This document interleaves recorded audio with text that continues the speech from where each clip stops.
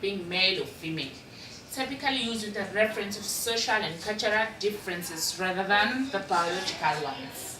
Although a person's sex as a male or female stands as a biological fact that is identically in any culture, what that specific sex means in references to a person's role in the society as a man or woman varies across cultural according to what things are considered to be masculine or feminine. Greetings to everyone. I'm Londi Winkosi, and we as a group are going to represent the views on gender according to sociological functionalism and conflict theory.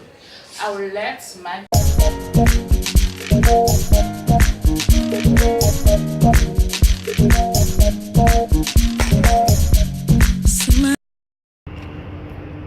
as the word says, which is functionalism. In this topic, we are talking about the roles in which women and men play in our society. Many functionalists always argue that gender roles were established well before the pre-industrial era, when men typically took care of their households by having more responsibilities outside of the home. Responsibilities such as hunting, and also women typically took care of the domestic responsibilities in or around the home. The roles were considered functional because women were often limited by the physical restraints of pregnancy and also nursing and unable to leave the home for long periods of time. Once established, these roles were passed to subsequent generations since they served as an effective means of keeping the family system functioning properly.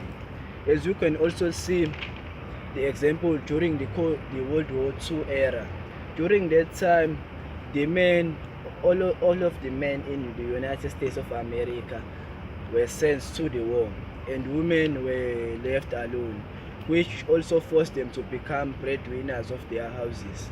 And there's also during the World War II era in the United States of America, when changes occurred in the social and economic climate of the United States during World War II, changes in the family structure also occurred. This means that women became the breadwinners and also alongside their domestic role in order to stabilize their changing households. When the men returned from the war, the women were forced to step down from their role of becoming breadwinners, and this also caused some stirs in the society. Some women were also power hungry. They did not want to leave their positions, especially in jobs and things like that. Okay, also according to functionalism, when changes occurred in social and economic climates of the United States during World War II, changes in the family's structure also occurred. Many women had to assume the role of breadwinners of modern hunter-gatherer alongside their domestic role in order to stabilize a rapidly changing society. When the men returned from World War II and wanted to reclaim their jobs, society fell back into a state of imbalance, as many women did not want to forfeit their wage earning position. Okay. As the picture shows here, that duties are separated through the gender inequality. That men have to go to work, and women have to stay at home and do home duties all day. And here men are working, then here women are doing home duties. Shining light somewhere in the sky, I'm following the shooting star. Okay, I'll explain gender according to sociologists. According to sociologists, gender is a structure of social relations that centers on a productive arena and a set of practices governed by the structure that brings reproductive distinctions between bodies into social processes. To put it informally, gender concerns the way human society deals with human bodies and the many consequences of that dealt in our personal lives and our collective fates. One. So Sociologists believe that gender is a social fact. In other words, how we become men and women is largely determined by cultural and social expectations of our community. We learn gender through the processes of socialization. For example, for many people, this process begins before they're even born. So parents give names according to certain gender. Even the way babies dress, it goes according to color for a certain gender. We are socialized by family, educators, and community as a whole, meaning that they teach us what is expected from us in terms of behavior and appearance. Also, in terms of dress code versus culture, African girls usually wear skirts and dresses, so it determines each gender. That's where you are. I'm following the rainbow. I am going to talk about views on gender according to conflict theory. According to conflict theory, society is a struggle for dominance among social groups like women versus men that compete for scarce resources. When sociologists examine gender from this perspective, we can view men as the dominant groups and women as the subordinate group. For an example, if we look at this picture, a woman is supposed to look after what is happening at home and do all the chores at home, while a man is supposed to go to work. So that has created a conflict because it is whereby a woman will start now depend. So it is difficult for women to rise above men as dominant groups members create the rules for success and opportunity in society, family structure, as well as gender roles. This is due to women dependence on men for the attainment of wages, which is even worse for women who are entirely dependent upon their sponsors for economic support. Contemporary conflict theory suggests that when women become wage earners, they can gain power in the family structure and create more democratic arrangement in the home.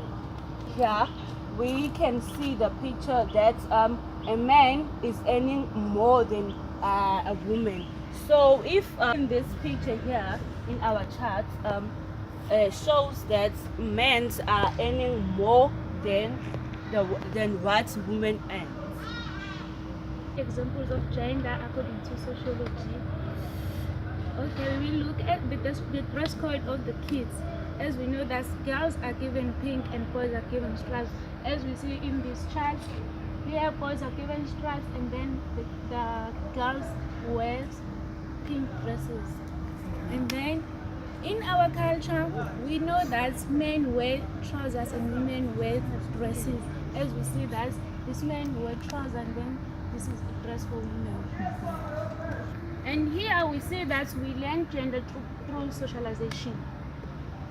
And main job is to give care to those who want it, or to two children.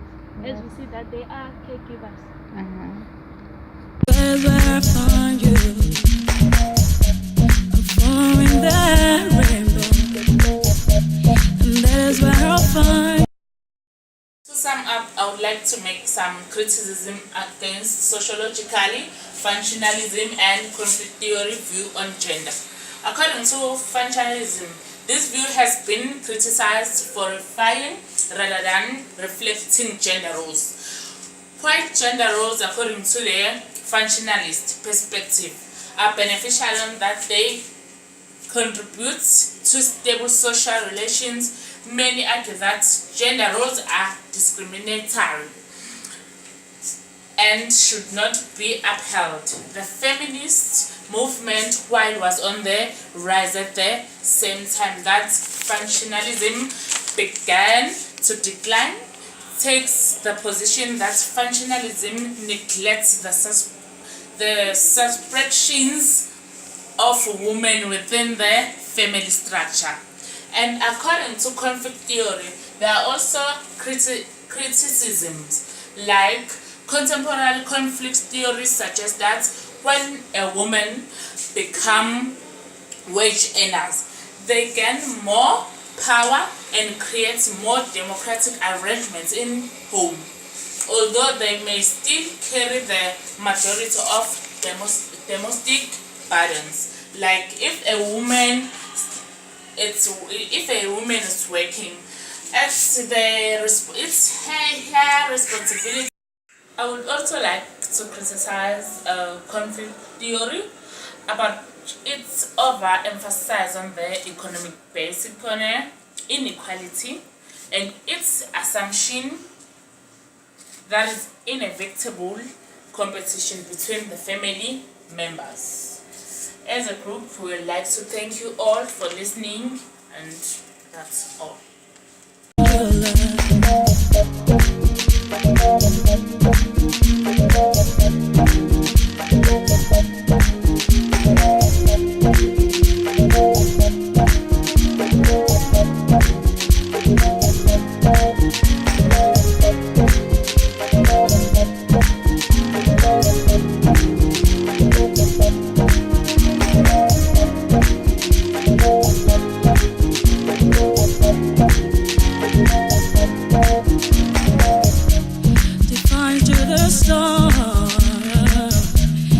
Find a place of happiness.